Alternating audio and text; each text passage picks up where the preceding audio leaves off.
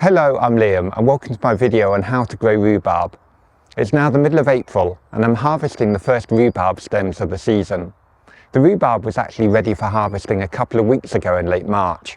And that is what I think is great about rhubarb, its timing. When most of the allotment beds need tidying, the grass needs cutting, and with all the work sowing seeds and potting on seedlings, it's great to have something to harvest as a reward for all the hard work. This video on how to grow rhubarb covers reasons to grow rhubarb, an introduction to rhubarb varieties, how to plant rhubarb and care for rhubarb, including forcing rhubarb, and finally harvesting rhubarb together with some ideas for eating.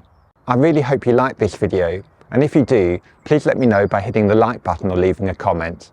And for more videos like this, please don't forget to subscribe to the channel. You may also like to see my website, allotmentbook.co.uk. As I mentioned earlier, I think the great thing about rhubarb is its timing.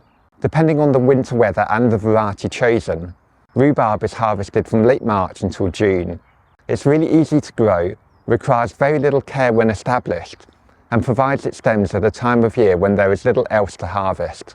Rhubarb is a herbaceous perennial plant, which means that once planted it comes back year after year. When the cold weather arrives in autumn, the plant will die back, right down to ground level. By late winter, the new stems will start emerging, whilst the ground is still frosty and air temperatures close to zero. Seeing the young rhubarb stems emerging in January is often the first sign of the new growing season on my plot. With luck, each year after planting, a rhubarb plant will come back larger and provide more stems. After a few years, an established mature plant can be dug up when dormant in the autumn and divided to provide new plants. I'll talk more about that later. But it's only worth growing any crop if you enjoy eating it, and I really love the taste of rhubarb. I like tart flavours, and with an adequate dusting of sugar to sweeten it, rhubarb can make a delicious crumble for dessert. But that's not my favourite way of enjoying rhubarb. I like to make small batches of rhubarb compote and store this in the fridge. For breakfast, I mix a spoonful or two of compote into natural yoghurt and some muesli, and that's breakfast done. And just a quick reminder, it is only the stems that are eaten.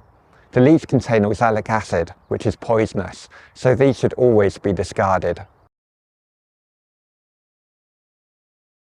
There are many varieties of rhubarb to choose from, and these vary in terms of the length and thickness of their stems, how green or red the stems are, and their level of tartness and sweetness.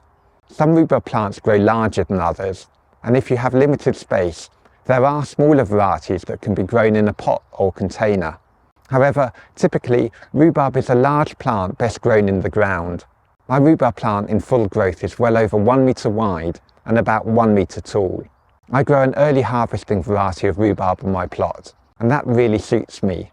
I grow many types of fruit on my allotment, and I really want my rhubarb to fill the gap at the start of the year when my other fruit is unavailable. There are some varieties of rhubarb that can be harvested throughout the summer months, but I have not grown these. As I said, I'm very happy to grow an early variety that finishes around June. By June, there is plenty of other fruits on the plot like strawberries, raspberries, gooseberries and currants. Rhubarb can be grown from seed, but in my experience, this is not a common way.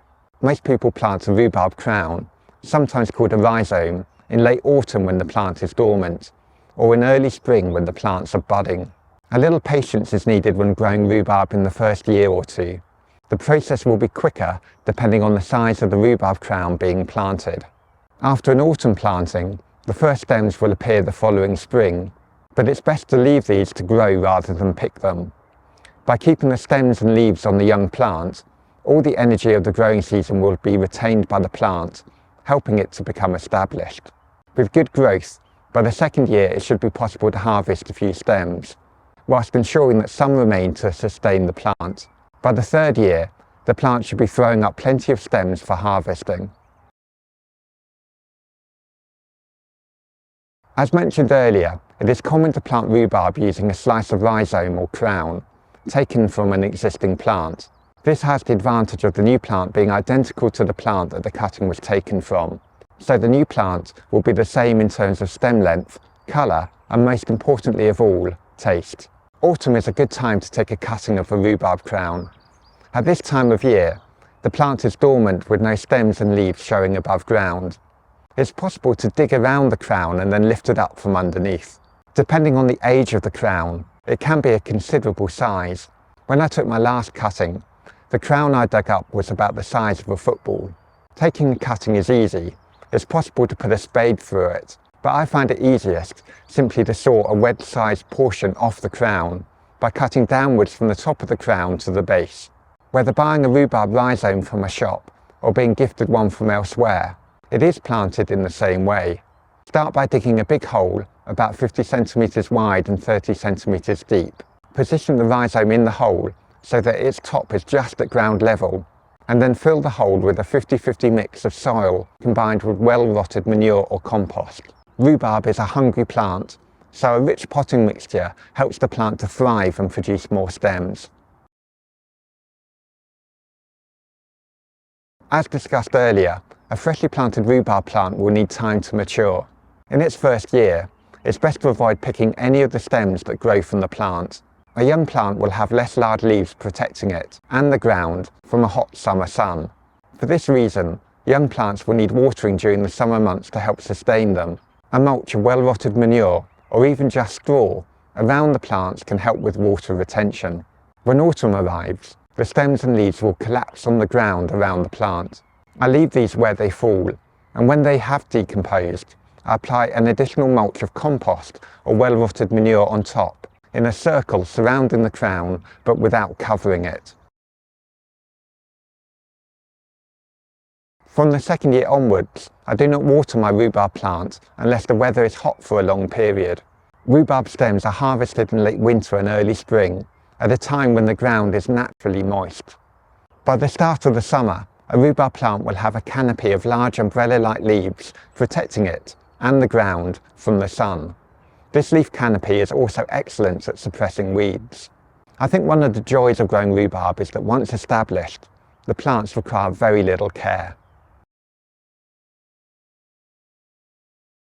Similar to the first year, I apply a mulch of well-rotted manure or compost to the plants in late autumn.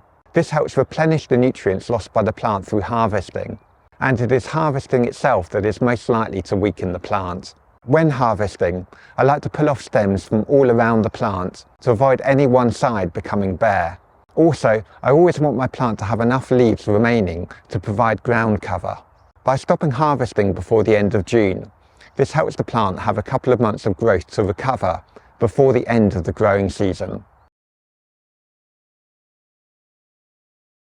Forcing rhubarb is a technique often used commercially to provide an earlier harvest of rhubarb.